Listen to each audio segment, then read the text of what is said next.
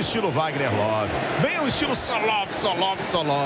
Negueba, faz o passe atrás, Léo Moura, não Léo Moura, não é assim, mandou a bola praticamente fora do Engenhão. O garotão que estava em cima do telhado abaixou a cabeça e quase ainda bateu nele. Mesmo assim tem a posse pro Pato, recebe no meio, limpa o Pato, 1, 2, bate pro gol! Gol!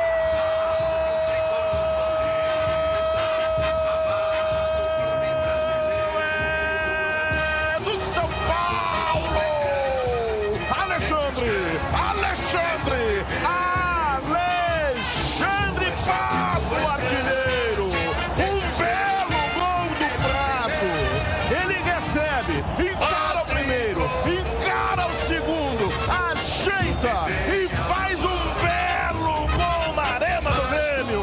Agora, aos 35 minutos do primeiro tempo, o Grêmio tem 0, o São Paulo tem 1, o Bobô tem sobra.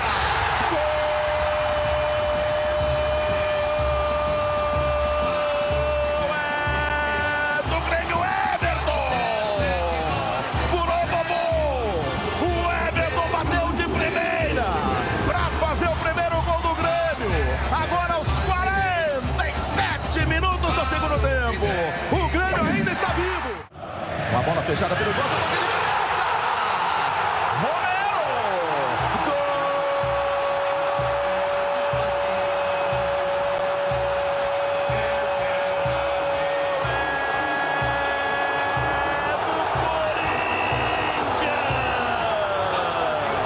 Romero.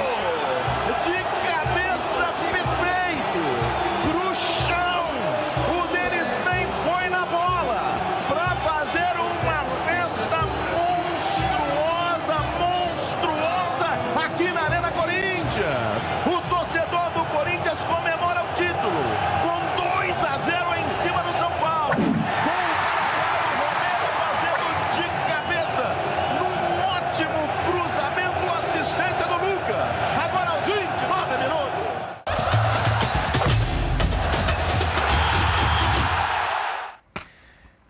Nem precisa apresentar, né? Essa é a verdade. Olha, é narrador, âncora do Canal do Esporte, conhecido por sua voz imponente e seus bordões de cunho popular. Já cobriu os principais eventos esportivos, não somente no Grupo Bandeirante de Comunicação, como também em grandes veículos de imprensa. Atualmente, ele é apresentador do programa Jogo Aberto Goiás, pela TV Sucesso, que é afiliada da Band. E hoje o programa Os Donos da Bola fala com o jornalista danadinho, grande Theo José, seja direto de Goiânia. Seja bem-vindo aqui ao programa Os Donos da Bola de Mato Grosso do Sul, de Campo Grande. Obrigado pela tua disponibilidade conosco. Desde já quero te perguntar, Theo, o ano passado, o Tite, então técnico do Flamengo, disse o seguinte, que o Campeonato Carioca era o campeonato estadual mais difícil do Brasil. Mas passou-se um ano e muito da imprensa tirou sarro, contra-argumentou e tal, enfim. Mas este ano a gente está acompanhando que desde 1974 que a gente não tem um começo tão pífio dos gigantes do Rio de Janeiro. Estaria o Tite certo? Grande Theo, seja bem-vindo aos Donos da Bola. Boa tarde. Abraço para você, Júnior. É um prazer muito grande estar fazendo com você, com os amigos do Donos da Bola, o pessoal da TV Guarandi, Campo Grande, Mato Grosso do Sul. Estamos vizinhos, né? Já que eu estou em Goiânia. Olha, eu costumo ser muito sincero nas coisas que eu falo. Eu acho que ele errou, né? Não é porque a gente está fazendo o Campeonato Carioca aqui na Band que a gente vai dizer que é o campeonato mais difícil do futebol brasileiro. Não concordo.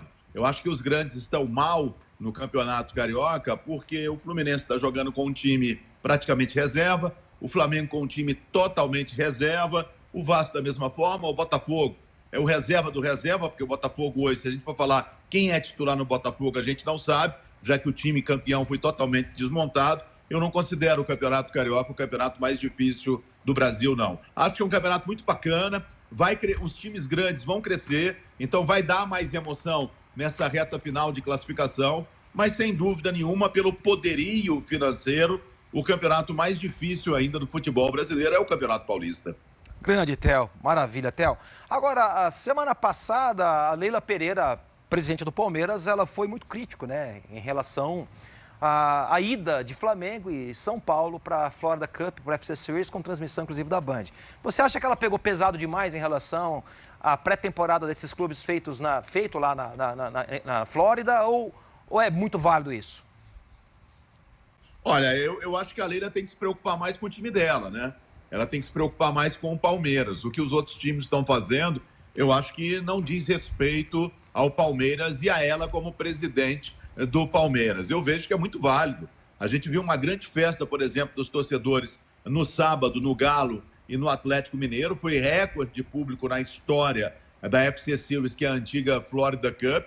Então, se o estádio está cheio, é porque os times têm interesse. E o Cruzeiro ficou praticamente 18 dias fazendo a pré-temporada tranquilo, aprendendo boas coisas do esporte americano. A gente pode criticar, de repente, o nível técnico da MLS, que é a Liga de Futebol Norte-Americana. Mas ela segue, por exemplo, a cartilha da NFL, ela segue a cartilha da NBA, do automobilismo norte-americano, que é o quê? Que é abrir mais os clubes por torcedores, para que os torcedores se tornem cada vez mais fãs e possam gastar mais dinheiro com os clubes de futebol. E isso os times tiveram. O Flamengo foi muito rápido, né? O Flamengo bateu e voltou. Não sei se para o Flamengo foi interessante. O São Paulo também ficou muito tempo lá. E o São Paulo dividiu o grupo. Então, acho que isso também foi interessante. O Galo está lá agora. O Galo está tendo uma semana cheia de treinamentos em locais espetaculares, né? Para que você tenha ideia. A equipe do Cruzeiro ficou num centro esportivo fantástico. Da mesma forma, o Flamengo ficou na Universidade da Flórida, que é uma das melhores universidades em termos de esportes dos Estados Unidos e, consequentemente, do mundo. Então, eu acho que é muito válido. É válido para aprender coisas com o esporte norte-americano, é válido para você internacionalizar a sua marca e mesmo para o convívio dos jogadores. Maravilha. Muito bem, foi muito bem. Ô, Theo, uma pergunta sobre a Leila Pereira insistindo no Palmeiras. Ela reconheceu que o ano passado ela disse o seguinte: olha, o sucesso muitas vezes nos deixa cegos. Ela reconhecendo que o Palmeiras não foi bem em 2024 e que precisaria mudar um pouco a rota do entendimento da montagem do elenco. Mas eu faço um comparativo do Palmeiras com o próprio Cruzeiro e até entro na seara de fazer um comparativo com a direção de futebol.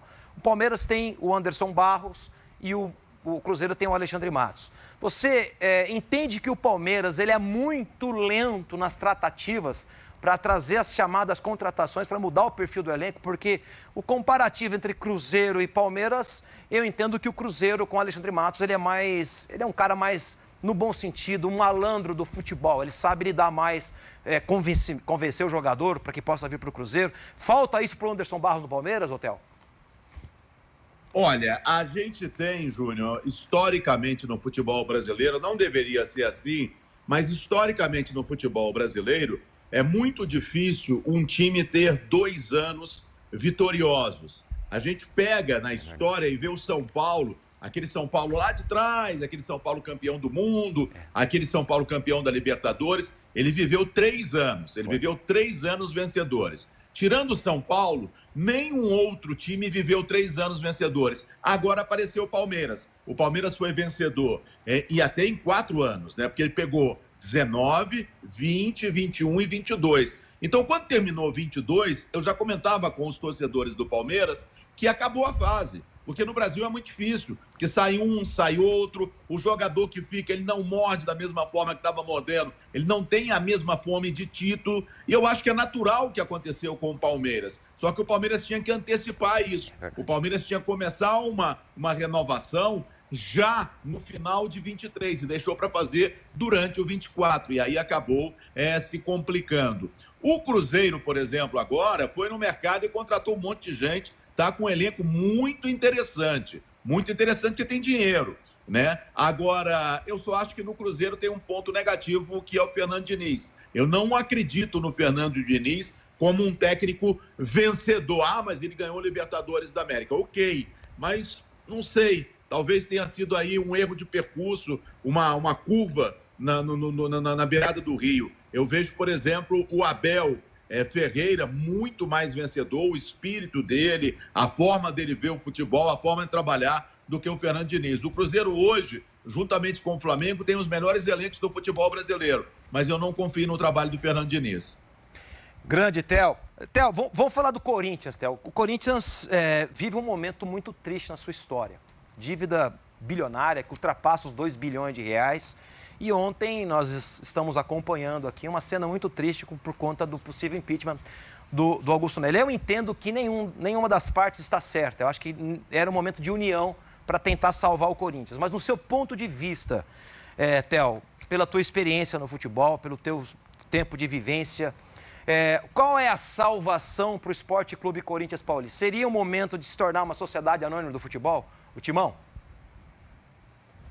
Olha, eu não gosto, por exemplo, eu sou torcedor do Goiás. Eu não gostaria que o Goiás tivesse um dono. Eu acho que não precisa de SAF para você ter sucesso. Tanto é que o Palmeiras não é SAF e é o maior vencedor dos últimos 5 anos do futebol brasileiro. Depois vem o Flamengo, que também não é SAF. Se a gente olhar no mundo, o Real Madrid é o maior time do mundo, não é SAF. Não é SAF. Então, acho que a SAF pode ser interessante, mas o mais importante é você ter uma boa administração. E o Corinthians não tem essa boa administração e não acredito também que SAF vai ser uma boa administração para o Corinthians. A salvação do Corinthians seria um limpa, porque esses dois grupos que estão lutando pelo poder do Corinthians, agora do Augusto Melo e o grupo passado do André Sanches, não são os ideais para o Corinthians. Eles que levantam muitas suspeitas com negócios fora de campo, tanto é agora que tem uma grande suspeita em cima do antigo patrocinador do Corinthians, está na justiça. E se você for a fundo, se você abrir a caixa preta do Corinthians, você vai ver muitos negócios suspeitos. Então, a salvação do Corinthians seria uma terceira via. Vai ter um impeachment? Legal o impeachment, mas para quem? Para o pessoal do André Sanches assumir? Se vier uma terceira via bem intencionada, o Corinthians tem jeito, porque é um time com a torcida que tem o Corinthians, não pode estar devendo mais de 2 bilhões e 300 milhões de reais. Mas isso é por causa do estádio. Não é só o estádio. O estádio é 600, 700 milhões, você paga essa conta. O problema é muita coisa errada que aconteceu dentro do Corinthians. E um time do tamanho do Corinthians não pode estar nessa situação. Eu não acredito que SAF seja a solução, não. Porque, de repente, vem um picareta na SAF. Eu acho que a solução do Corinthians é ter uma administração séria, competente e honesta. Maravilha, super bem. Concordo em gênero, número e grau. Agora, vamos falar do Flamengo. Felipe Luiz, você entende que ele tem a capacidade de fazer o Flamengo voltar às glórias dos tempos de Jorge Jesus, Theo? Eu acho que ele tem possibilidade, sim, porque é um treinador que aqui no Brasil ele só trabalhou no Figueirense no início de carreira, depois ele foi embora para o Ajax, depois passou pela Espanha e depois chegou ao Chelsea e voltou para a Espanha.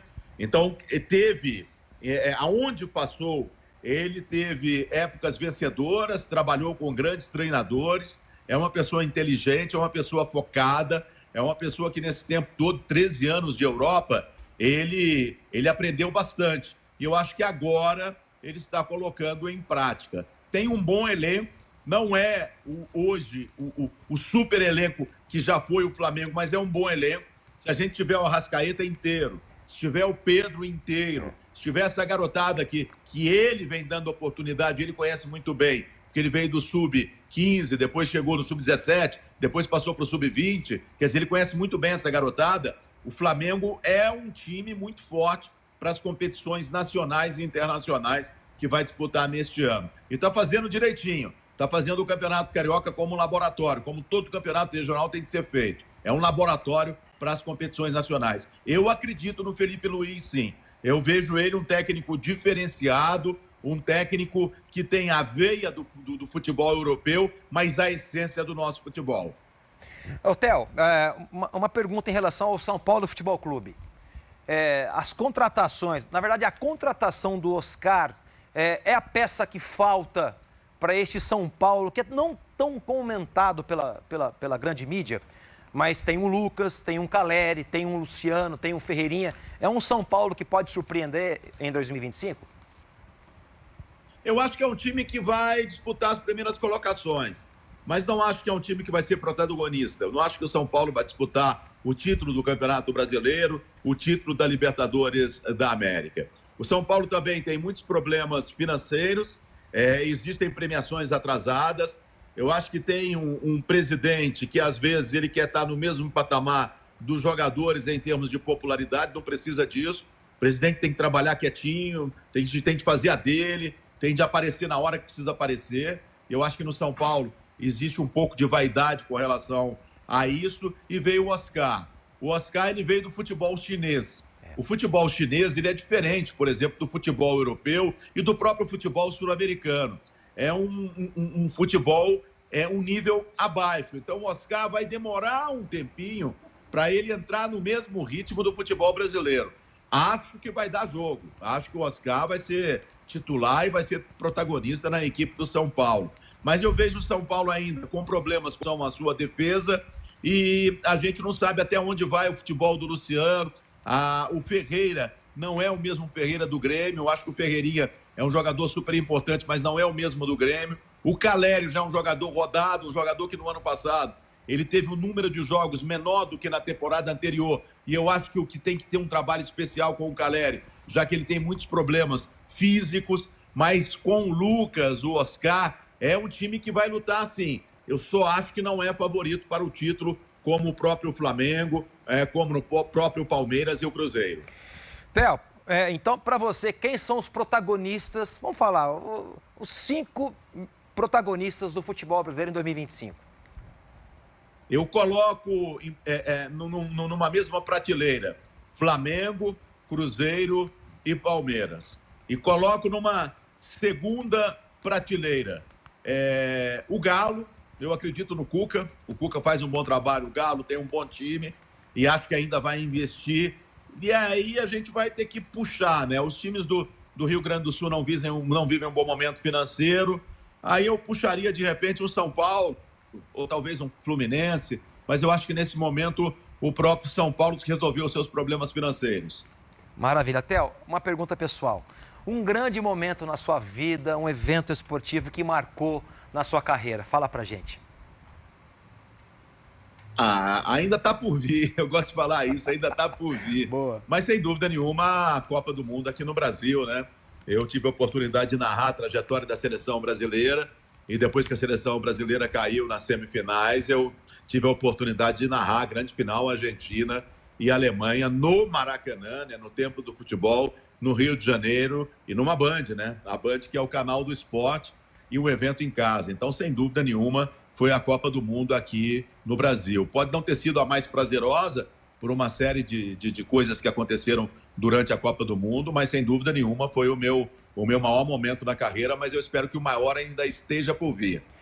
Ô, Theo, agora perguntar pra você, só vale responder um, tá? Você prefere narrar futebol ou automobilismo? Hoje, futebol. Futebol, maravilha. Theo, obrigado pela tua disponibilidade conosco, que Deus te abençoe, continue trilhando a sua vida com muito sucesso, que proteja você e a sua família. Obrigado pelo carinho com a gente aqui, tá bom? Amém, amém. Eu faço o convite nesta quinta-feira, a partir das 2h30 da tarde. Tem Liga Europa, tem o Porto e Olympiacos aqui no campo da Band. Estaremos juntos. Um abraço para vocês, uma ótima terça-feira e cuidem-se bem. Grande, Theo, obrigado e Deus te abençoe, Theo. Grande Theo José, momento marcante para nós aqui na TV Guarandi, no programa Os Donos da Bola, falando com este que é um símbolo, né, um baluarte da televisão brasileira. Grande Theo José, obrigado por estar conosco aqui hoje, viu?